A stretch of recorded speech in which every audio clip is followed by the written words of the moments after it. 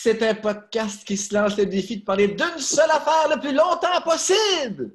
Et ce soir, nous recevons le délicieux, l'homme qui boit de l'eau dans un verre de cristal, Jean-Sébastien Girard, pour parler des vieux téléromans québécois. Québécois, ouais! Bonsoir! C'est un pas, moi pas sur des vieux téléromans québécois. Bienvenue, Jean-Sébastien Girard. C'est une de tes suggestions, d'ailleurs. C'est ton thème, ça. Pourquoi avoir choisi ça, toi? T'es un fou. Parce que je suis un passionné de vieux téléromans depuis que je suis tout petit, à l'époque où ces téléromans-là n'étaient pas des vieux téléromans. Et c'était des téléromans actuels. Et là, j'en consomme beaucoup, bien sûr, parce que il y a une petite grippe qui court présentement. Alors, une petite grippette. La grippe est forte cette année.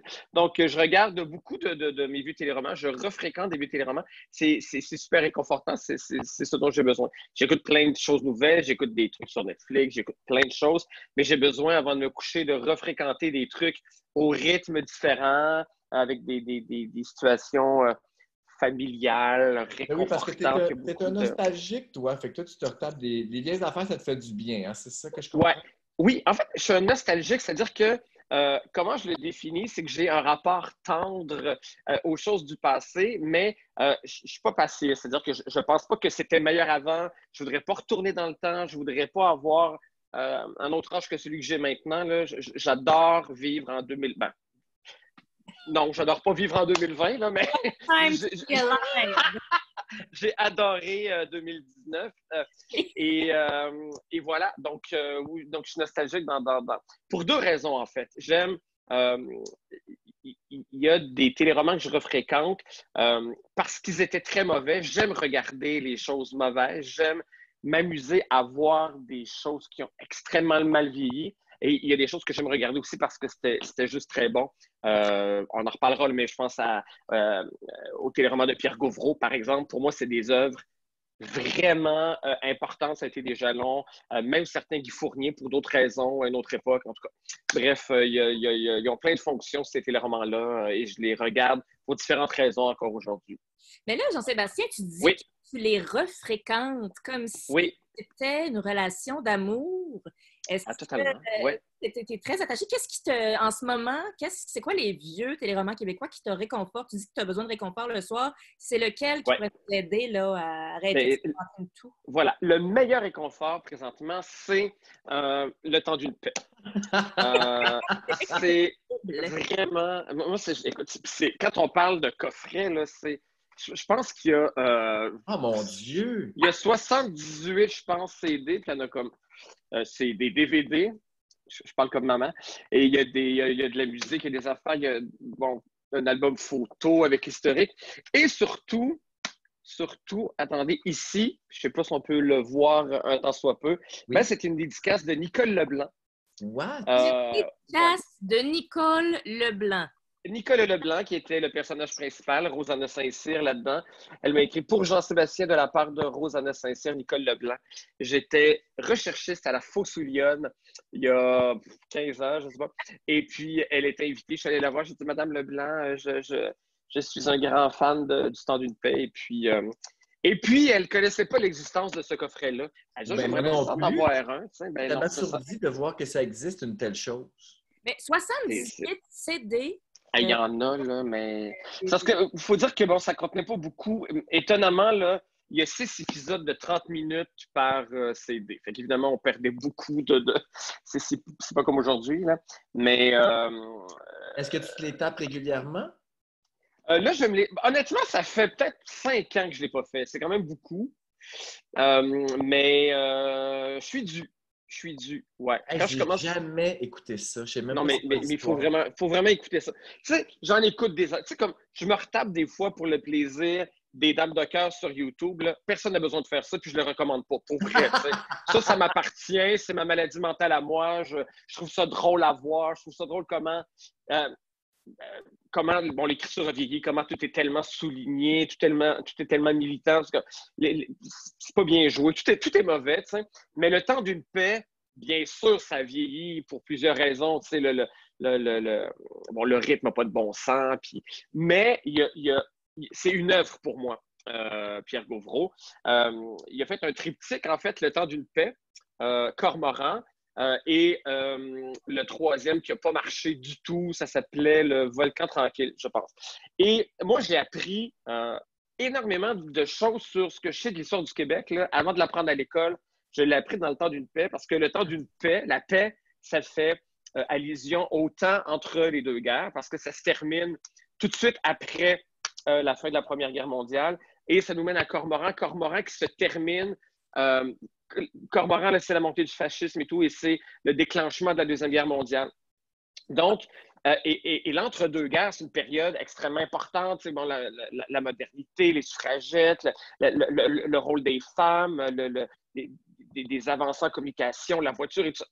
Donc, j'ai appris énormément de choses sur nous, sur les Québécois, sur la place que le clergé avait dans nos vies, sur la perception de c'est quoi un déserteur. Tu sais, j'avais un oncle qui était un déserteur, puis tu sais, mon arrière-grand-père, là, comme il voulait rien savoir de lui, là, c'était la honte de la famille, un déserteur, je comprenais pas ce que ça voulait dire. Mais Valérien, là, donc Passe-Montagne, le premier Passe-Montagne, était un déserteur là-dedans, et donc j'ai compris à quel point être un déserteur, c'était effrayant. Qu'est-ce que c'est le premier Passe-Montagne? C'est-tu joué par... Oui, Valérien, c'était Jacques Lheureux. Jacques Lheureux. Ouais. Et voilà, donc j'ai appris, et surtout, peut-être pour les plus jeunes, justement, moi, c'est une période dont j'ai un peu entendu parler avec mes grands-parents, mais les jeunes aujourd'hui, leurs grands-parents au mon âge, là, ils n'ont pas connu ça. Il y a quelque chose sur le plan historique de vraiment intéressant, je pense. Voilà. Mais tu disais que ça avait mal vieilli, là, tu réécoutes ça, puis tu sais qu'il y a des longueurs. Oui, mais c'est ça, c'est un rythme auquel on n'est pas habitué. Il y a une scène dont je parle tout le temps, c'est dans Terre humaine, parce que c'est pas la même émission, là, mais c'est le même rythme. Il y a Marjolaine Hébert, qui était le rôle principal, et je me souviens d'une scène complète. Donc, elle est en train de prendre son café le matin, ça sonne à la porte, c'est le facteur qui amène une grosse boîte, un colis. Fait que là, qu'est-ce que ça peut bien être? J'attends rien. Fait que là, elle se lève, elle s'en va sur le comptoir de la cuisine, elle met son gros colis. Là, elle cherche des ciseaux. Oh, j'ai mis les ciseaux. Là, finalement, elle réussit à trouver des ciseaux. Puis là, elle rouvre la boîte. Et là, le téléphone sonne. Elle s'en va au téléphone, elle répond. Et là, elle a une mauvaise nouvelle. Et là, l'intrigue va partir autour de cette mauvaise nouvelle-là. Donc, le facteur était complètement inutile. Oui, l'ouverture de la boîte, on n'a jamais su ce qu'il y avait dans la boîte. Et ça, je pense que ça dure 3 minutes 50. Pour absolument rien. C'est vraiment fascinant, le brassage de soupe. C'est inimaginable aujourd'hui, cette longueur-là. Sans hurler? Moi, j'écoute des affaires qui vont plus vite que ça, puis je hurle à ma télévision. C'est long! Ah, mais non! Mais je comprends, c'est là que tu trouves ton réconfort. C'est dans la ancienneté, puis je veux dire, on se sent dans la cuisine de notre grand-mère là, avec son... Exactement, puis ça fait comme... C'est des clichés, mais contre pas... Je suis en train de regarder mes stories Instagram, puis s'il y a quelqu'un qui en a fait 3, mais j'enlève le 3e parce que je trouve ça trop long, tu sais. Comme ça m'intéresse pas. Si ça en a fait plus que 3, ça m'intéresse pas. Mais pourtant, je suis capable de regarder Rosanna faire ses bines, puis dans le mouvement, dans le rituel, tu sais, je reconnais des personnages, je reconnais ma grand-mère, je reconnais des gens de la famille, il y a quelque chose qui est plus là. Tu sais, comme je dis, c'est pas du facile, je suis pas Mathieu Bock-Côté, je suis pas en train de dire que c'était donc formidable. Non, mais on le sait que t'es pas Mathieu Bock-Côté. Non, c'est ça, tu sais, c'est juste, ça me fait du bien de revoir ça, mais je veux pas, moi, que Catherine me fasse des bines, là. C'est pas ça, là. Mais je pourrais, hein. Ça serait... Je pourrais. Tu as un peu D'ailleurs, on n'en a pas vraiment discuté parce qu'on est en plein confinement. Là. Oui. Tu parlais tout à l'heure de la difficulté pour toi d'obtenir des vivres, de l'épicerie. Je pourrais t'envoyer des bines, là, cuisiner avec... Mon Dieu, avec du lard. Avec un peu de lard, si tu aimes le lard. Un peu de lard. J'adore le lard. Et tu fais ça, Catherine, toi, des bines? Il me semble que j'en ai jamais fait, mais tout ce que je fais est un miracle en général. Je sais pas. Rien de moins. Tu cuisines beaucoup, Catherine? Non, en fait, je ne suis pas cette personne là, qui s'en sert au fourneau, mais je me débrouille bien. J'ai un instinct fauve pour le tellement. On dirait que tu as le casting parfait de la ménagère des années 50. Je te vois avec ta robe d'intérieur, avec des motifs, brasser ta soupe avec ton rouge à lèvres. Oui, qui fait des aspics et qui apporte les pantoufles à son mari avant de lui faire une bonne pipe. Hey, j'imagine l'été avec une belle robe blanche avec des cerises rouges. Oui. Je savais, Félix m'avait dit que tu avais un coffret autographié, puis ça me faisait rire. ça me surprenait pas pantoute. Mais j'ai comme... ça n'a pas rapport, mais moi j'ai une chose d'autographie aussi. Puis c'est la seule chose que j'ai photographiée chez nous dans ma vie. Puis c'est pas un coffret, c'était l'espèce de livre qu'on achetait au spectacle de Stéphane Rousseau en 1992. Ah, mon Dieu! Ankina. Ah, oui, oui, oui! Wow. Ici, attendez, il y a des photos sexy, mais j'ai ça. C'est ça, je crois que c'est collector, je crois. Checkez ça. C'est 2 pages. Hey, c'est très parce que c'est vraiment pas ça dans la culture des humoristes. C'est vraiment comme star international de la chanson, là. Fou, Oui, c'est vrai, c'est Wow. très Herbert Léonard, hein, comme style de photo. C'est quoi? Ouais. Herbert Léonard. Très Herbert Léonard. Mais- Comment plus gothique? Ah oui, Mon Dieu! hey, Chris Angel! Ben, je me Il souviens, te l'a autographié? oui, il m'a l'autographié, ben, tu sais, vaguement, là. Hey, Catherine, tu l'as Il rencontré? me l'a autographié vaguement. Ah oui, c'est en 95. J'avais donc 14 ans. Je pensais que j'étais plus jeune, en tout cas. Et je le trouvais beau, j'étais amoureuse de lui, puis il m'avait dit « T'es tellement belle ». Mais tu sais, il disait ça à toutes les jeunes filles. Mais Stéphane Rousseau, Oh. en particulier, chaque fois que je l'ai croisé dans ma vie, à chaque fois, il m'a dit que j'étais bien belle. Fait que j'attends. C'est un tombeur, ça, c'est un tombeur. Ben oui, mais c'est ça. Mais moi j'enregistre ces messages-là. Puis en tout cas, bref. Fait que moi aussi, j'ai une affaire collector. Là. Ah! Toi, Ah, mais t'as-tu des attends, trucs de groupie, Félix? Parenthèse, est-ce que tu l'as rencontré dernièrement, tu sais, depuis que tu es plus connu, mettons? Moi, ça? Oui! Oui, ben en fait, c'est drôle parce que je l'ai croisé sur le coin de la rue il y a 3 semaines, juste avant la panique totale. Puis il est passé, je fais « Oh mon Dieu, c'est Stéphane Rousseau. » Mais aujourd'hui, c'est plus pareil comme quand j'étais une jeune fille, mais je suis toujours un peu, tu sais, il y a comme un choc électrique. Puis là, bien évidemment, moi, quand je croise quelqu'un que je connais, ben, qui est connu, je veux pas le dévisager, je peux avoir l'air d'une tarte, j'ai peur. Fait que je l'avais pas vu. Puis là, il est revenu sur ses pas, puis il est venu me voir, il fait « Oh! Salut! Hey, je voulais te dire, j'aime vraiment ce que tu fais. » Là, je suis comme, oh mon Dieu, tabarnak. C'est extraordinaire, ça. Mon Dieu, tabarnak! Non, attends, il me dit, j'ai acheté une de tes assiettes, sont vraiment belles. Il m'a confondu avec une autre. Oh, mais voyons, c'est bien triste comme chute! Fait que là, tu sais, j'étais comme, oh, mais qu'est-ce que je fais? Puis, tu sais, ça me prend comme une couple de secondes avant de computer la méprise. Je veux pas qu'il soit mal, mais là, comme, tu sais, il voyait que j'avais une drôle de tête. Fait comme, ben oui, l'assiette est écrit fuck off dessus. Tu sais, c'est comme, c'est ma fille. C'est pas trop la fille qui Oui, fait des trucs avec les assiettes fuck off. Fait que là, j'ai dû lui dire, écoute, Stéphane, c'est pas moi, mais je te souhaite une belle journée. Puis là, tout le monde était mal. Fin Mais qui t'a mélangé, pour l'amour? Qui c'est qui fait des assiettes qui te ressemblent? Merde, son nom m'échappe. C'est des assiettes avec souvent des phrases en anglais ou t'as jamais vu ça, là, des assiettes un peu vintage, c'est écrit Géry boire ou je sais pas, fuck that shit. Là. C'est juste ça qui me vient en tête, mais c'est super beau. C'est Marie. C'est vendeur! Ah, c'est épouvantable. Mettez le lien sous la vidéo, d'accord? Vous irez voir, je vais mettre le lien de sa boutique. Vous connaissez sans doute ses assiettes. Elle a déjà fait des assiettes avec la face de Xavier Dolan dessinée. Là, Mon Dieu, ça ne dit rien, toi, Jean? Mais non, non, non, non. Ah, vous faites exprès, vous savez précisément. Mais non, Je connais pas. Oh, on en a une chez lui! Qui ça? Stéphane Rousseau. Ah, ben oui, forcément. On va demander à Stéphane. Hey, ça se passe très mal. C'est pas toi qui fais ça? Ah, c'est drôle. Oh. Fait que, tu sais, c'est ça, j'ai failli avoir un moment, mais non, c'était pas. Il avait aucune idée de qui j'étais, puis il était pas là, il a fait « Ah, mais toi, t'es qui? » Puis tu sais, c'était vraiment humiliant. Ben, moi, je suis Catherine Etier. Ah, Moi, je Oh! suis juste Catherine. Vous m'avez déjà trouvé belle jadis. à chaque fois. 95 au Saint-Denis. Ouais. En tout cas, voilà. Ben non, c'est correct, c'est drôle au bout. Hey, mais revenons au téléroman. Moi, il y a quelque chose que tu as dit, Jean-Sébastien, qui m'a accroché. Tu dis il y a des choses qui ont mal vieilli dans les vieux téléromans que tu aimais. Peux-tu nous en nommer une coupe et nous dire? Ah ben oui. Mais évidemment, tu sais, les tournages à l'époque, les extérieurs étaient filmés à l'extérieur. Mais les intérieurs, c'était les faux intérieurs, évidemment. Le temps d'une paix, ça se passe dans Charlevoix. Et la maison de Rosanna, donc c'est une maison qui a été construite elle n'existait pas avant. C'est une maison qui a été construite spécialement pour le tournage du téléroman, mais les intérieurs se faisaient à Radio-Canada, là, donc dans le sous-sol. Et c'est tellement gros, là, parce que, bon, des fois, ils sont même pas raccords, parce qu'évidemment, donc, ils ont tout tourné l'été, puis après, ben, ils tournent Fait que Rosanna, elle court après Ticoune avec son sac à patates, elle fait comme « Viens-t'en, mon homme! » Puis là, elle rentre en dedans, puis là, tu vois, c'est comme la texture, le son est dans dans le sous-sol de Radio-Canada. La lumière n'est pas pareille et donc, elle rentre de l'extérieur. Et là, donc, on représente quand même l'extérieur, mais avec des toiles, tu sais. Donc, tout ça est très mauvais à chaque fois qu'on ferme une porte. Les murs branlent. Il faut vraiment que tu acceptes une convention. Tu sais, il y a quelque chose de... Tu sais, que je comparais un peu au théâtre, où comme tout est tellement gros, tu sais, ça, le décor et tout, tu sais, comme, tu t'acceptes que... Alors que maintenant, on est dans une reproduction totale de la vérité. Tu sais, là, je pense qu'on acceptait que c'était des sapins qui étaient vulgairement dessinés en arrière. Tu sais.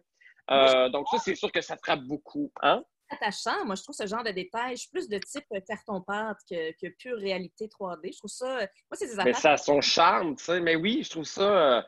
Ah non, moi, ça me fait décrocher complètement, puis je hurle. « Hey, on sait que t'es pas dehors, là! » Je l'accuse. C'est terrible. Sinon, ben c'est ça, c'est au niveau du rythme et tout, mais moi, je trouve, entre autres, dans Gauvreau, la langue est extraordinaire. C'était un grand auteur, donc pour moi, ça reste encore une extraordinaire langue. Et les acteurs étaient formidables. C'était de grands acteurs. Et bon, quand je parle de mon amour des téléromans, il y en a que j'aime regarder et qui sont mauvais. Et que j'aime le regarder parce qu'ils sont mauvais, mais le temps de vous plaît, c'est pas ça. Les acteurs sont bons. Nicolas Leblanc était formidable. Jean Besseré, il y avait Joseph Arthur Lavoie qui était son prétendant. C'était Dufresne qui jouait le rôle et il est mort pendant un été, donc c'était le personnage principal. Donc, c'était une commotion au Québec, là. Joseph Arthur Lavoie était décédé. Comment on allait le remplacer? Et c'est dans tous les journaux. Et quand on a trouvé que c'était Jean Besseré, parce que Pierre Dufresne, c'était un monsieur de 6 pieds 5, super costaud. Et leur décision, ça a été de prendre un acteur à l'antipode de lui. Parce qu'on a dit, si on prend un colosse, on va absolument vouloir le comparer. On va briser ça, on va prendre une petite chenille à poil qui était Jean Besseré tout petit. Oui, absolument. De nos jours, on ne ferait pas ça. Là. On ne pense pas. Exactitude. Ouais. Je me souviens, donc, on l'avait... Rappelez-vous, dans le P9, quand Suzanne Clément est partie et qu'ils l'ont remplacé par Catherine Anne Toupin. Ah oui, l'autre Shandy, ça nous a bien gros dérangé. Hein? Oui, mais en même temps, il y avait un souci de ressemblance. Là. Je me rappelle tout à fait. À quel point ils se ressemblaient. Oui, alors que là, Jean Besseré n'a pas du tout tenté de recréer la même affaire. Je pensais que tu allais dire que comme c'était un colosse, mais que c'est Jean Besseré qui était le meilleur, il lui avait mis des talons hauts très pointus. Ah non. C'était comme un autre personnage qui on s'est vraiment attaché. Puis écoute, ça avait fait c'était aux nouvelles quand ils ont présenté le nouveau. Non. C'était aux nouvelles, il y avait un rideau. Je pense qu'ils montraient ça dans le cadre de l'émission Le Boubou. Puis c'était en direct dans quelques minutes, vous allez voir le nouveau Joseph Arthur. Ils ont ouvert le rideau, puis c'était Jean Besseré qui est arrivé. Puis c'était l'événement. C'est les années, je dirais 80. 4, 5, 6. 4, 5, 6, 7, je dirais. Dans ces eaux-là, je ne me trompe pas beaucoup en disant ça. Là. À peu près, ouais. Mais, tu sais, bon, des évidences qu'on n'arrête pas de répéter, mais tu sais, on a moins ça aujourd'hui. Mais à l'époque, tu sais, les téléromans, ça n'avait aucun sens à quel point c'était un événement, c'était un moment. Quand il y avait une finale d'une saison, on en parlait pendant 3 jours. Puis moi, le lendemain à l'école, tu sais, quand Evelyne se faisait battre dans les Dames de cœur, mais je voulais en parler à tout le monde. Avez-vous vu Evelyne? Elle s'est fait battre hier, c'était effrayant. C'était de ça dont on parlait. Puis c'était pas de parle-moi-en pas, je suis juste rendu au 2e épisode. Puis je l'ai vu en fin de semaine. Il y avait quelque chose de. C'était formidable de jaser. Avant le spoiling. Ouais, avant le spoiling, parce que tout le monde était au même niveau en même temps. Ben oui, on se rappelle tous voyons...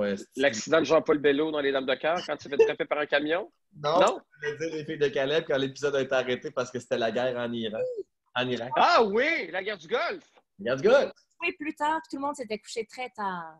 Oui. C'est ça, hein? Je m'en souviens très bien. Je l'avais dit à Stéphanie Demers.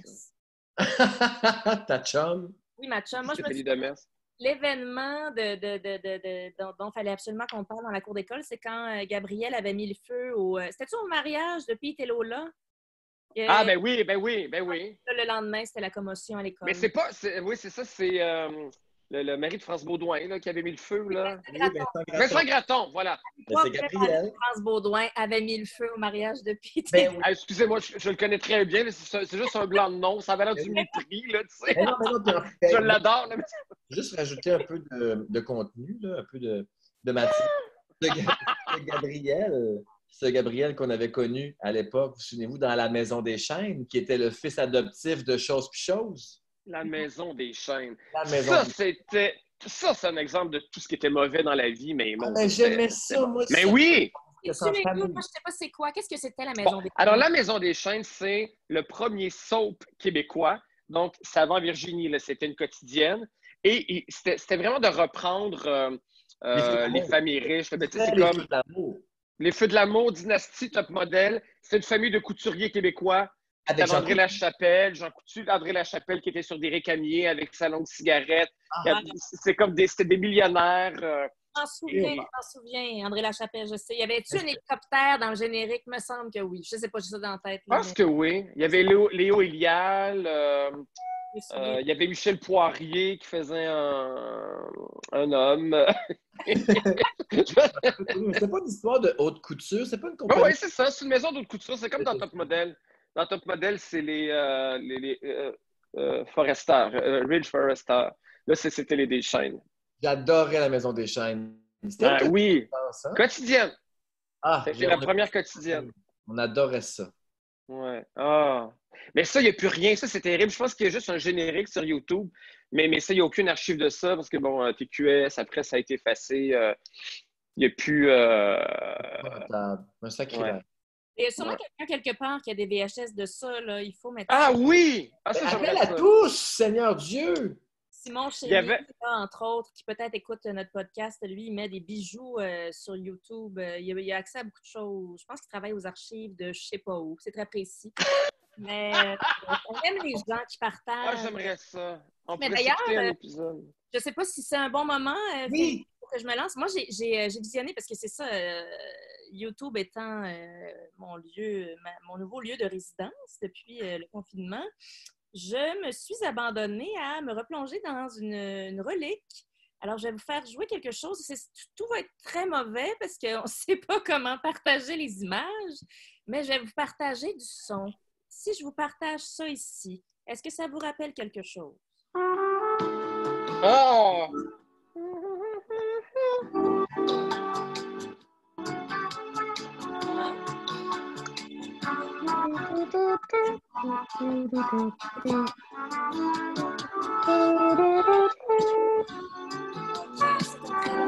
Ah, c'est ça à plein temps?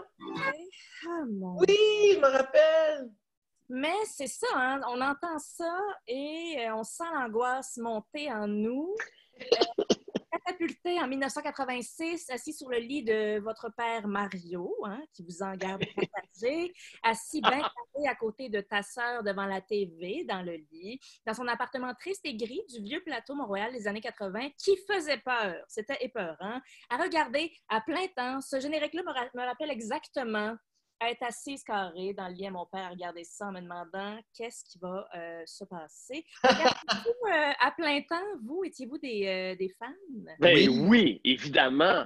Absolument fan, complètement fan. C'était un événement. Pour les coucous qui ne savent pas de quoi je parle, et vous devez être nombreux, là, parce que c'était très précis dans une époque, ça a joué juste 4 ans, googlez. Pour l'amour du Saint-Ciel. Mais j'ai quand même copié-collé la description de Wikipédia. Alors, à plein temps, voici la description. L'action se déroule dans un quartier populaire de Montréal, donc un peu pauvre. Là. La particularité de ce téléroman est que certains de ces personnages sont joués par des acteurs et que d'autres le sont par des marionnettes. Grandeur nature. Alors, à l'origine, seuls les personnages adolescents et enfants de la série devaient être incarnés par les marionnettes, mais ensuite, les créateurs de la série ont pris la décision de faire incarner des personnages adultes par des marionnettes. Alors, 3 mots, une idée terrifiante. Je m'ai posé la question, j'avais comme un souvenir d'à plein temps, mais est-ce que c'était une émission pour enfants à plein temps?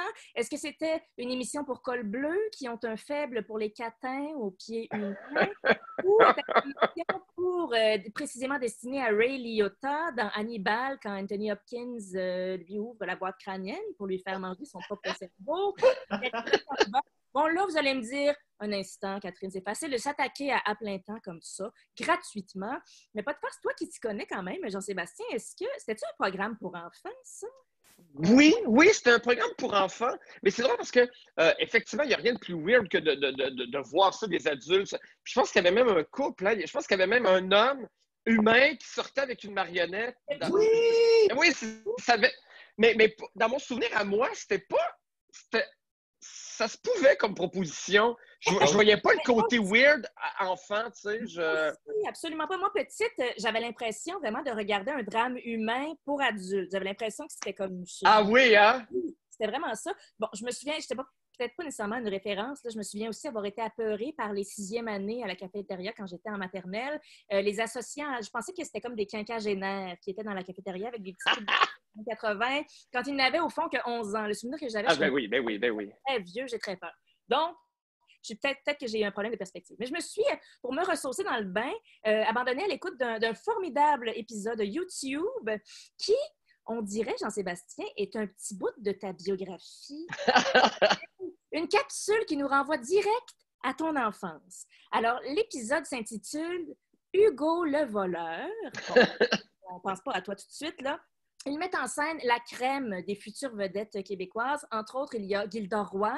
Tous les noms de personnages sont fabuleux. Gildor Roy interprète Dan Saint-Amour. Sa campagne, c'est Linda Sans Souci. Ça lui va très, très bien. Il y a Diane Jules qui interprète Estelle Ross, Claude Préjean, Phil Ross. Il y a la famille Ross qui est très présente. C'est vrai. Qui, à eux deux, ont 3 enfants marionnettes. Il y a aussi Hugo, le voleur de l'émission, qui est joué par Louison Dany, qu'on ne voit pas. Et Hugo n'a pas de nom de famille parce que tout le monde le trouve un peu con. Bon, le personnage auquel je t'ai identifié, Jean-Sébastien, c'est Marionnette Mathieu Ross. Donc, tes parents sont Claude Préjean et Diane Jules. Et interprété par Louise Bombardier, une de nos très grandes actrices. Ah ben oui! Mais ça, à l'époque, on ne le savait pas trop. Là. Non. Très grande actrice. Donc, bon, alors le synopsis de l'épisode est simple. Gildor Roy se fait voler son Walkman Sony jaune, fabriqué en marionnette. C'est ça, un Walkman Sony jaune. Il est en marionnette, même pas un vrai, ils l'ont fabriqué. C'est fait voler par une marionnette. Et donc, son alter ego de feutrine étrange, il s'appelle Mathieu Ross et il commet le vil larcin pour aller se cacher dans son garde-robe aux portes persiennes pour écouter. Et c'est là qu'on t'imagine, c'est là que je me suis dit, mais mon Dieu, ça me fait vraiment penser à toi. Il va écouter en cachette sa cassette Les yeux de la faim. Je ne sais pas si tu te souviens de ça, Les yeux de la faim. Ça avait été enregistré par la Fondation Québec-Afrique. Ben oui, attends. We Are the World, très triste, qui réunissait une appétissante brochette de stars. Et je peux vous en faire jouer un extrait, là. Je pense que c'est important qu'on en écoute un bout. C'est vraiment notre We Are the World à nous. C'est grandiose, un grand orchestre.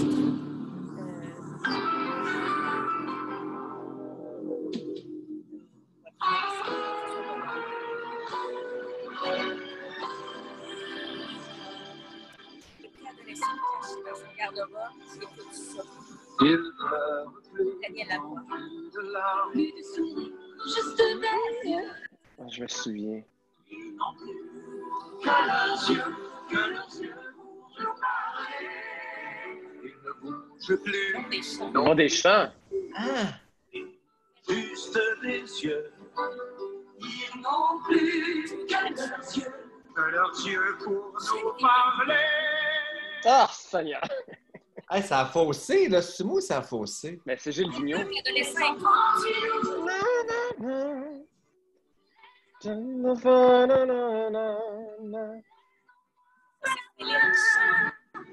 C'est ça, ça m'a mis la puce à l'oreille. Je me suis dit, mais qu'est-ce qu'ils écoutent donc là? Puis c'est ça, c'est les enfants de la faim. Un préadolescent qui se cache dans sa garde-robe pour écouter ça.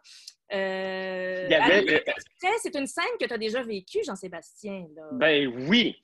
Oui. C'est ça. Je termine bientôt. Tout dans cet épisode est absolument merveilleux. D'abord, Claude Préjean joue quelques scènes. La fly ouverte. Non! Par erreur! Par erreur! C'est merveilleux.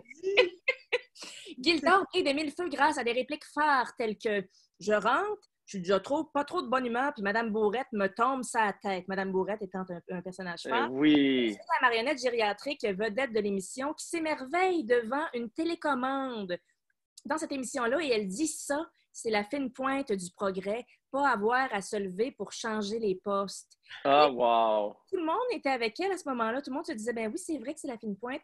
Et puis, le personnage, Jean-Sébastien Girard de Feutrine, pleure tendrement à sa mère en expliquant pourquoi il a volé le Discman jaune fabriqué avec des retailles de bâche et un stérilet. Il dit, ce Walkman-là, je le voulais, je l'aimais, c'était le rêve de ma vie. C'est vraiment à ce moment-là que je t'ai identifié à Mathieu Ross, Mais Jean-Sébastien. c'est totalement moi, ça. C'est totalement toi. Et Gilda Roy, fraîchement sortie de l'école de théâtre, fait un high five à une marionnette sans flancher. Vraiment, c'est un bijou. Allez écouter ça, Hugo le voleur. Soyez pas surpris si Horacio Arruda évoque au point de presse de demain la possibilité de vous faire passer un pap test assez urgent par la marionnette prénommée Kiki Ross, ta petite sœur, Jean-Sébastien, coiffée d'un petit casse de papier et d'un petit push-push de Sanitize. C'est le passé, mais c'est peut-être le futur. Je sais pas, c'est très épeurant de regarder ça en ce moment. Donc, voilà, c'est ça que je voulais. Ah, mais c'est mon projet pour demain. Bravo! Bravo! C'est très intéressant à écouter. Il est disponible au complet sur YouTube, cet épisode-là? Il y a quelques épisodes disponibles. Celui-là, il s'intitule Hugo le voleur, disponible complètement d'un générique à l'autre. J'écoute ça demain. Tu l'as écouté au complet, toi? Ah oui, mais c'est une belle demi-heure. Hey, c'est un 22 minutes, Félix. Là. Ah non, mais c'est une perte de... Non, mais tu n'as pas senti que c'était long et que tu perdais ton temps? Mais c'est quoi perdre son temps? C'est quoi ta perception? C'est quoi perdre son temps? Non, moi, Non, t'as raison. Quand on s'amuse, on perd jamais notre temps quand on s'amuse. Non. c'est de la spéléologie dans les profondeurs du Québec. C'est de toute beauté. Mais je trouve que tu es allé vite sur Madame Bourrette. Là, moi, j'aimerais juste ajouter quelque chose parce qu'effectivement, oui, c'est un personnage fort. Toujours juste d'elle quand on parle à plein temps. C'est pour ça que je voulais parler d'autre chose. C'est rendu un cliché. Tu as bien fait de ne pas en parler. Mais moi, je voulais juste ajouter quelque chose par rapport à Madame Bourette qui m'a vraiment beaucoup marqué quand j'étais jeune puis que j'écoutais à plein temps. Ses mains en bas de nylon. Oui, c'est toujours un peu Madame Jagger, toujours un peu Madame Jagger. Mais ce qui m'a marqué profondément, c'est que Madame Bourette, oui, c'était une marionnette, ça, on avait compris comme la convention, mais c'est qu'elle avait un chat qui était aussi une marionnette. Ben oui. Ça, là, ça m'a vraiment jeté à terre, moi, quand j'étais jeune. Le fait que le chat soit une marionnette et non Madame Bourette. Oui, on dirait que ça m'a plus fucké. Bon, tu sais, les êtres humains, il y a des humains marionnettes, mais là, un chat, là, vous détruisez toutes les conventions que je m'étais faites.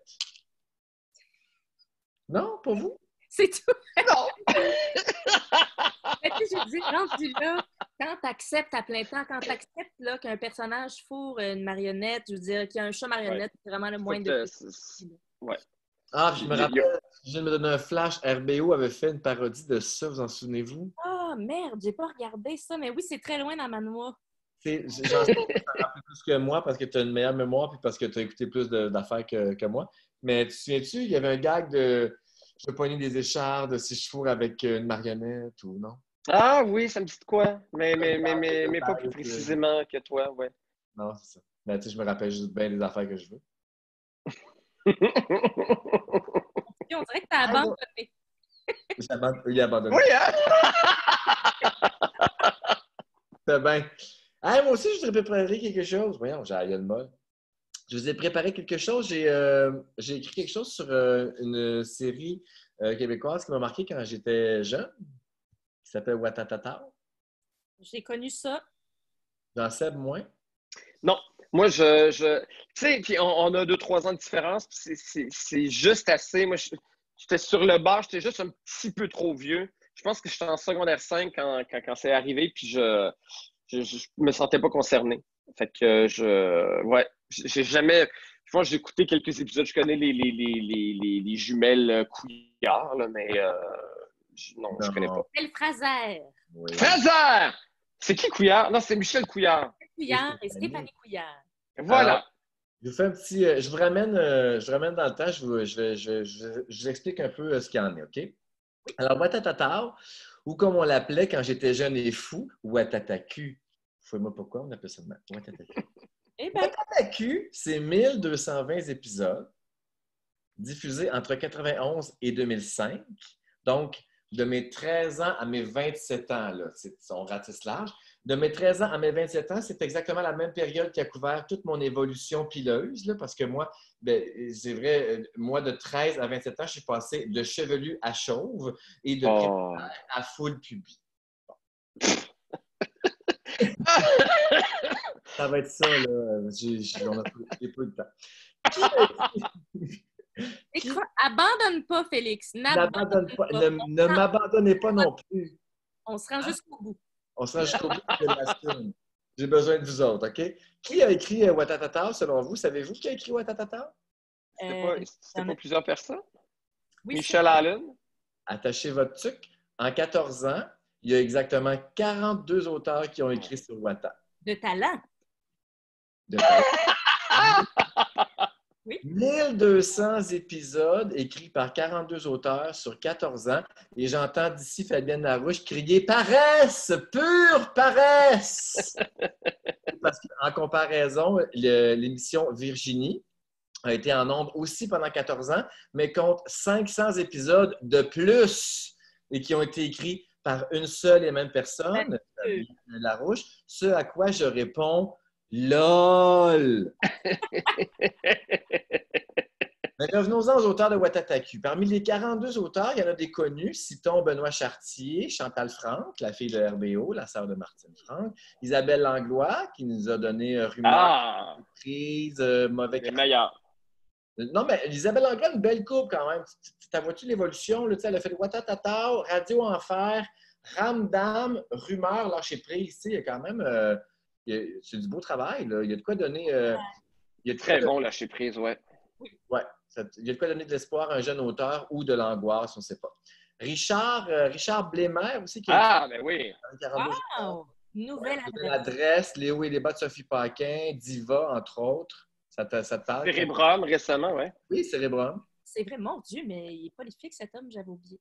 Il y a plein d'auteurs sur Watatata qui ont été full prolifiques comme ça.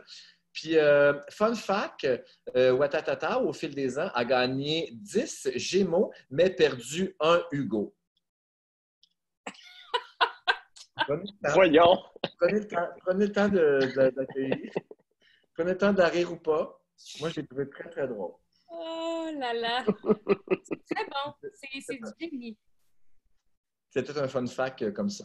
Mais Watat, c'est aussi un tour de force. Hein? En connaissez-vous beaucoup, vous, des séries où on a réussi à nous faire croire pendant 14 ans que Charles Lafortune en avait 16? Non.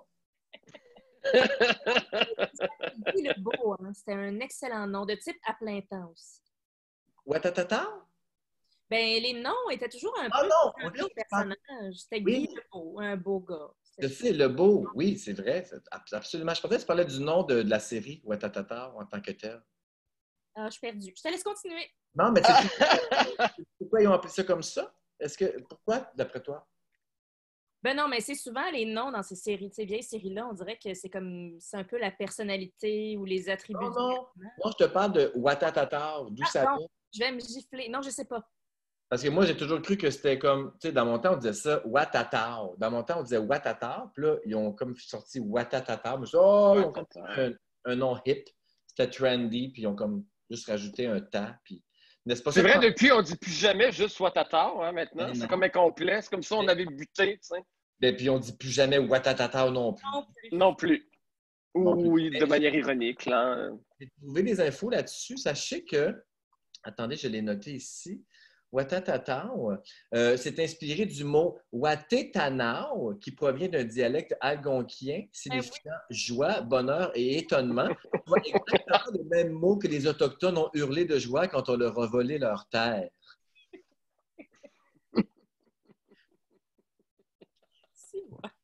OK, on continue. Jean-Sébastien, tu n'as pas vraiment écouté Watatata, alors je vais juste te rappeler un peu la prémisse. C'est un téléroman qui racontait les expériences vécues par des adolescents avec leurs familles, leurs amours, leurs amitiés, leurs joies et leurs peines. Et c'était 4 familles qui faisaient partie du scénario. Il y avait, ben là, je ne sais pas les 4, mais je me rappelle des Couillards. Tantôt, tu as nommé les Frasers. Il y en avait 2 autres. Pas mal ça. Puis ils allaient à la cellulose. Oui. La cellulose. D'ailleurs, c'était souvent la fin de tous les téléromans, c'était mettre le feu. Le feu. Et on a mis le feu à la cellulose. On a mis le feu dans Urgence. L'hôpital explosait. C'est Rémi Girard qui faisait exploser. C'était ça? Je ne sais pas c'est qui, mais du feu, on en a vu vraiment. L'autobus, l'accident dans l'ancien compte. Le film. Ouais, c'est ça. C'était pas une série, c'était un film. Mais Tu as raison, les lieux de Watatata, la cellulose, caserne 24. C'est à l'air, qui est pas très loin. c'est chez Allaire. C'est le resto chez Allaire. Qui n'a jamais rêvé d'aller manger une poutine chez Allaire? On en rêvait tous. On en rêvait tous. Moi, je rêvais secrètement de devenir un des figurants. Tu sais, il y avait toujours comme des petits figurants dans le fond de la cuisine chez Allaire. Parce que ça me faisait bien rêver. Qui ne se souvient pas d'Einstein, de Nadège, qu'on a ensuite retrouvé là, sur un cube de la fureur? C'est Qui vrai. ne s'ennuie pas de Chicoine, de Stéphanie Couillard, même si elle gossait que le Christ, des jumelles Fraser, que vous avez nommées tantôt, que j'aurais gonné dans le cul tellement elles étaient... Voyons! Ah! Les jumelles. Elles faisaient leur possible avec les outils qu'elles avaient. Ben oui, avec les moyens du bord. Ouattataku a vu naître aussi de grands comédiens, Catherine Sénard, Robert Brouillette, Yann Englund, Véronique Bannon, Michel Goyette, Étienne de Passier, Mario Saint-Amand et plusieurs autres, mais qui travaillent encore. Ça, c'est... Mes personnages préférés, moi, c'était... moi, c'était, sans contredit, Ginette Lorrain et ce succulent Jocelyn Turmel, connu pour son patois Sainte-Toton-Ginette. C'est vrai que c'était des bons personnages. Sainte-Toton. Ça vous dit quelque chose, Sainte-Toton-Ginette? Ouais, ouais. C'est un classique. Mais Ginette Lorrain, cette grande dame ben, je sais pas, là, je suis pas une encyclopédie, là, mais on l'a vu après, je trouve. On la voit parfois dans des pubs. Elle a-tu joué d'autres rôles forts? Je trouve ça vraiment dommage parce que je l'aimais beaucoup, cette femme. Moi aussi, j'aimais beaucoup pour dire qu'elle joue juste des personnes du troisième âge dans des pubs de banque. Ben, Je la vois plus en tout. Bref, Ginette Lorrain et ce succulent Jocelyn Turmel qui jouaient ce couple vivant dans un petit appartement avec leur fille Émilie, la petite bombe là, qui se mettait une grosse ligne de crayon noir entre les yeux, et leur fils schizophrène qui a tout lâché pour aller faire du cirque. Bref, une famille qui m'a fait dire « Ah ben coudonc, je les aime, mes parents, finalement. Ils sont pas si bizarres. » C'est tout, c'est mon résumé de Watatata. Bravo, Fel! Bravo, je vais aller écouter un épisode demain. Est-ce qu'il y en a sur YouTube? super! Hein? J'ai dit c'était super. On est triste parce qu'on est attentifs, c'est pour ça qu'on réagit pas, là, mais... C'est tellement méprisant de dire ça. Non! Hey, t'es mon ami, je te dirai jamais des Je choses. sais, genre. C'est génial. Mais c'est tout ce que j'ai retenu de Watatata, moi. J'ai fait mes recherches aujourd'hui. Puis non, mais j'ai pas vu, Jean-Seb, s'il y avait des épisodes disponibles sur YouTube. Sûrement. Je crois que oui, il y en a. Oui, oui. Super. Ouais. Facile. Moi, j'ai fait mon bac en théâtre avec une des jumelles Fraser, Oh! qui sont les filles de Louisette Dussault. Ben oui, Et, c'est verte, Seigneur Dieu. Ouais. Sa pièce Moment, là, son exaspération, c'est ces jumelles-là. Et elle habite au Vermont maintenant. Tu parles de la jumelle en question ou tu parles de Ouais. la souris verte? Non, la souris verte. Non, donc la jumelle. Encore vivante, Louisette Dussault? C'est ça que tu t'es demandé, hein? Je sais que Oui, non, elle est vivante. Elle est vivante, oui. OK. Mais elle va pas super bien, mais elle est vivante, oui. Elle doit pas quoi? Elle va pas super bien, mais elle est vivante. Il faut en parler, je pense. Ben, parlons-en pas. Moi, chaque fois qu'on peut éviter de parler de Louisette Dussault, je saute l'occasion. Bravo. On scoop, une jumelle Fraser habite dans le Vermont. Vermont? Ouais. Vermont. Ça, là, je vais le noter parce que je pense que je vais le mettre dans le résumé de l'épisode. Des jumelles. Hey, mais dis-moi, étais-tu bonne comédienne? Pas tant. Mais je pense qu'il n'y avait personne de bon à l'UQAM. Quand tu étudies à l'UQAM, généralement, c'est parce que tu n'avais pas été accepté dans aucune des autres écoles. Fait que. Bon, je reformule. Est-ce que c'était une bonne amie? C'était pas une amie, mais je l'adorais. C'est une fille extrêmement gentille, pour vrai. Elle était profondément adorable et devenue. Ah non! Ah non, je te crois pas. Je suis sûr qu'elle se pensait bonne. Moi, je joue dans Watatata. Zéro. Zéro, justement. Zéro. Ni à cause de... Ah non, elle n'était pas au secondaire. Voir qu'à l'université, tu fais comme je jouais dans Watatata, on s'en foutait. Là. Ah, ben moi, si j'avais joué dans Watatata au secondaire, je me serais battu la gueule à parler gang de filles. Je me connais assez bien. Ben, c'est tout à ton honneur. Oh. Hey, ça fait 43 minutes qu'on parle de téléromans. Déjà, puis là, il faut conclure ça. Est-ce que vous avez y a-t-il quelque chose, Jean-Sébastien, que tu aimerais rajouter, là, un téléroman qu'on a oublié de mentionner, que tu as adoré ou que tu as haï là, pour tuer? Ah mon Dieu, il faut que je fasse des choix. Il y a tellement de choses dont j'aimerais parler. Non, restons positifs. Je vais parler de quelque chose que j'ai aimé. L'époque est plus à la bienveillance, je pense. J'ai beaucoup aimé. Attends, je vais essayer d'aller quelque chose peut-être que vous connaissez, là, arrêtez d'avoir trop dévié, un truc. 90, qu'est-ce que tu m'as dit? Scoop? Mon Dieu, pardon? Es-tu fan du scoop? Oui, j'ai bien aimé Scoop, mais ça m'a pas tant marqué. J'ai beaucoup aimé Catherine. J'ai beaucoup aimé Catherine. C'était très bon, ça. Moi Oui. aussi, j'ai beaucoup aimé Ouais. Catherine. Puis tu vois, il y avait dans Catherine, en fait, c'était comme une version un peu moderne de Moi et l'autre. C'était ça, tu sais, c'était deux colocs, deux femmes libres, deux personnages très opposés. Dominique Michel, elle fait pas là-dedans aussi. Ben, oui, tout à fait. C'est un beau rappel. Dominique Michel, elle faisait la propriétaire, elle faisait Rachel. Et il y a un épisode que j'ai écouté il n'y a pas longtemps sur YouTube. Allez l'écouter, il est extrêmement drôle. Rapidement, c'est devenu moins bon. Catherine, la dernière saison est assez mauvaise. Mais les liners de la première saison, là, c'est extraordinaire. Et tu sais-tu? Elle, Sylvie Moreau et Dubé, ils étaient trois, en tout cas. Et vraiment, la première saison, là, il y a un épisode où Dominique Michel reçoit une amie d'enfance qui l'a toujours humilié. Puis, je vous trouverai le titre, vous le mettrez en complément, là. Si vous voulez regarder un épisode de Catherine, c'est celui-là. Et Dominique Michel est toute dans sa splendeur, là, vraiment, là, de toute son expérience là, de sitcom. Là, elle est extraordinaire dans cet épisode-là. Oui, Catherine, j'ai beaucoup aimé. Et je suis allé assister à un enregistrement de Catherine à Radio-Canada. Ouais, j'étais bien impressionné. Ouais, puis j'avais écrit à Sylvie Moreau parce que je voulais le figurant dans Catherine.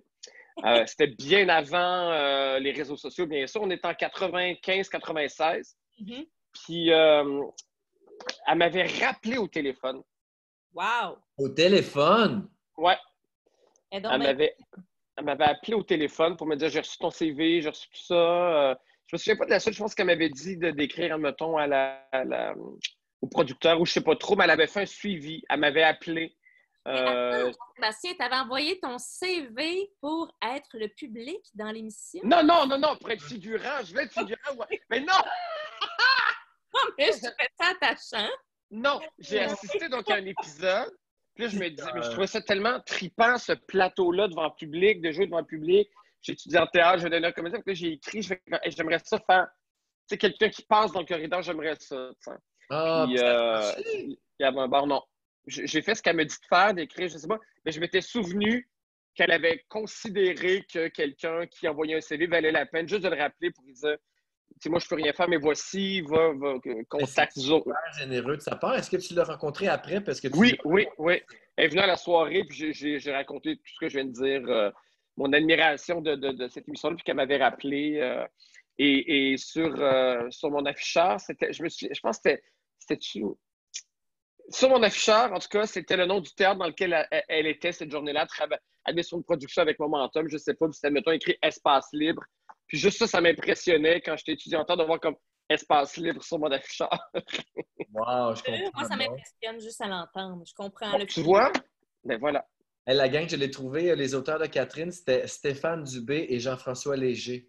Voilà. Ça, c'est la même gang qui avait fait 4-5-0 Chemin du Golfe. Non. C'était quoi avant Catherine? Catherine, en fait, c'est un spin-off de quelque chose que... Ah, c'est effrayant. Il n'y avait pas Varicelle dedans? J'ai une tête de con, je m'en rappelle pas. Varicelle? Hein? Ben oui. Varicelle. Varicelle, Sylvie Moreau. En fait, il y avait une série, puis ils ont pris le personnage de Catherine, ils l'ont sorti. Ah ouais? En tout cas, ouais, Sylvie Moreau. Et c'était avec... Majeur et vacciné. Ouais, voilà, majeur et vacciné. J'avais Varicelle. Oui, mais majeur et vacciné. On restait dans le thème. Voilà. Non, c'était Flash Varicelle avec Julie Méquet que j'avais en tête. Mais ça, c'est... Oui, exact. Majeur et vacciné, j'ai adoré ça, mais j'ai aussi beaucoup aimé Catherine. Mais c'est pas d'ailleurs avec... comment il s'appelle? Là? Il joue dans Majeur et vacciné, il est rendu à L.A. là. Ah, il est revenu, là. Il va jouer dans dans la série de Jacques David, là, la série masculiniste, là, avec les 4 hommes. Comment il Yannick s'appelle? Turzdale, voilà. Ah ouais. Yannick Turzdale. Il joue dans les Gilmore Girls. Oui, c'est ça. C'est Puis il jouait aussi dans Les Héritiers du Val. Il faisait un chef de gang. Mais il est revenu puis il travaille dessus? Il fait de quoi ici au Québec? Ouais, c'est ça. Comme je disais, il va enregistrer la série de Jacques David avec. L'affaire, c'est qu'il a de l'air d'être une écœuranterie, là. Ah, ça a l'air épouvantable! C'est une catastrophe. Faut pas, En même temps, on va tous vouloir regarder un épisode pour savoir de quoi il s'agit, mais c'est une écœuranterie, cette affaire-là. C'est quoi donc? Ah, merde. Hein? Mais, C'est une affaire d'homme de quinquagénaire qui nous explique que c'est donc difficile d'être un homme. Une affaire de même? ouais, Martine Delvaux est fâchée, là. Ouais. Oui, c'est ça. Martine est fâchée, donc on peut Parce que Martine à la plage. Voilà. Elle est fâchée. c'est à la plage. Oh, c'est donc bien le fun. Hein? Ah, j'ai aimé ça, là! Ça passait vite. Vous avez été bon, M. Girard. Je vous vois pour que vous vous replaciez. Mais oui, c'est que Radio-Can, on se tutoie. Voix. Vois. Comment ça se passe, vos tournages en confinement? C'est bien le fun. Pour vrai, on a beaucoup de plaisir. Catherine nous a livré sa meilleure chronique de la soirée jusqu'à maintenant. C'était Quoi? extraordinaire. Un Pour vrai. instant, c'était une catastrophe. Je me suis même pas réécoutée. Comment Je te jure, c'est la voyons, tête de tu ma l'as mère que j'ai oublié de faire, mais j'allais t'écrire, genre, ma phrase était prévue, c'était comme, je suis à ça de tomber amoureux de toi, car tout de suite après, puis j'ai comme vraiment oublié, mais tu vois, le wording est fait dans ma tête. C'était extraordinaire. Ben non, mais t'es fin, mais non, c'est ça, c'était la catastrophe, là, pour faire vite. Je sais pas que j'ai ces temps-ci, j'oublie toutes les heures, j'étais mélangée, puis je m'en allais pour ma douche. Je voulais comme me mettre belle pour me filmer, puis pas avoir de l'air d'un cul. Puis quand vous m'avez appelé, j'avais pas de chandail, puis j'ai figé. Puis mon seul réflexe a été de me mettre du rouge à lèvres topless. Puis là, je me suis dit, non, je C'est pourrais parfait. Bref, j'ai lu ça, c'est ça, je m'étais pas pratiquée. Bref. Attends, mais ça c'est passé déjà, là. C'était dimanche dernier. Ouais. C'était samedi dernier, mais je vais la partager sur mes réseaux. Là. Ah, oui. Ben oui. C'est une belle affaire. Et là, on a deux modes on a deux pensées différentes, là, ici. Quelqu'un qui crie au génie, puis quelqu'un qui saillit pour mourir. Jugez-en, mais c'est vraiment très bon. Puis oui, donc la soirée, donc on est en direct depuis les événements. On n'était pas enregistré avant jeudi, là, maintenant, on n'a pas le choix d'être en direct. Et je pense que ça a donné comme un nouvel élan au show. Il y a quelque chose de... Le défi, c'est le fun. Là, on est juste nous trois. Fait que l'écoute s'en trouve changée parce qu'il faut être extrêmement présent à l'autre parce que si on le laisse tout seul 2 secondes, il n'y a plus personne qui rit, il n'y a plus personne qui réagit. Fait que, j'imagine, en quelque sorte. Oui, d'être ensemble, d'être en direct, de réagir à ce qui se passe, de réagir au courriel. J'ai retrouvé, je l'avais pas perdu, mais j'ai retrouvé un nouveau plaisir. Je comprends ça, mais vous êtes beau à entendre. Je suis ravie que vous viviez cette situation-là, même si c'est un peu la catastrophe. Effectivement, ça donne un souffle bien intéressant. Ah, mais merci. Je suis très content. J'ai hâte j'ai hâte en fin de semaine déjà. Évidemment, ça me fait capoter d'aller tourner, d'aller enregistrer, de sortir. Puis quand je suis dans le stationnement avec ma petite boîte de lingettes Lysol, je suis bien anxieux jusqu'à ce que j'arrive en studio. Là, mais une fois que c'est parti, je suis très content. Je ne sais pas combien de temps ça va se pouvoir, mais ça se passe encore cette semaine. Là. Avec les dernières mesures de confinement, j'étais sûr qu'on allait sauter, parce qu'on se disait il va nous rester que l'information à Radio-Canada. Mais ils considèrent que la proposition du diffuseur public doit contenir aussi du divertissement, pour apaiser l'anxiété du monde. Puis que on ne peut pas juste voir des graphiques de courbes qui montent. Là. On a besoin de beauté, de culture, de rire. Oui, puis vous faites du bien au monde, fait que c'est parfait présentement. C'est formidable. Ah, mon Dieu, j'ai des blagues sur toi d'ailleurs. Si vous voulez entendre des blagues sur Félix, ça va être samedi. La blague que tu m'as envoyée par texto? Ouais, c'est drôle, hein? C'est très drôle. On dit rien, on laisse les gens, on laisse le suspens. On fait des petites phrases de mystère, là. Je suis agrippée. Ça fonctionne. Tease. Merci Jean-Sébastien Girard, on vous suit. Hey, mais merci l'invitation, ça m'a fait passer un beau moment. On te suit à La soirée est encore jeune, samedi et dimanche de 5 à 7. Et sinon, Esprit critique. C'est terminé. C'est fini? c'est fini. 5e saison, on sera de retour, si Dieu le veut, l'année prochaine. Mais ça vous tente, il y a eu le 100e épisode qui a été diffusé. On a fini la saison avec le 100e épisode où on a résumé. Ouais, ça peut être intéressant parce qu'on a résumé les 5 dernières années, les 5 dernières années, nos grands coups de cœur culturels. Fait que ça peut alimenter votre confinement. Là. On a comme retracé les films, les livres, les séries qui nous ont beaucoup marqué dans les 5 années. Aller lire ça, et puis il y a des bloopers. C'est toujours très drôle, un petit bafouement. Là. On va aller voir ça, certain. Merci, Catherine Etier. Sinon, il y a toujours ce show que je prépare. Oui, Ah, ben, oui, toi! Ben non, c'est une blague, on s'en fout. Ben oui, ouais, les on plugs. attend avec impatience. Avez-vous écrit? As-tu écrit, Jean-Sébastien? As-tu commencé? Oui, j'ai commencé un petit peu. Ouais, J'adore. bon, oui. Alors, ça sera quelque part en novembre 2021. Oh, Ah oui, hein? Mais il devrait y avoir au ZooFest un petit rodage surprise. un petit rodage. OK. C'est toute une surprise. Je commence déjà à annoncer mon rodage surprise. Tout est annulé à tous Ouais, les ben jours. c'est ça. Puis, Mais fait on garde que, espoir. à voir, là, mais oui. On va aller te voir à ZooFest, certain. Ouais. Merci beaucoup, Jean-Seb. Merci, Catherine. Merci à vous. Bye, Félix Turcotte. Salut, la gang! Bye, Catherine. Merci pour tout. Merci, Jean-Sébastien. Bye. Bye. Merci. Bye.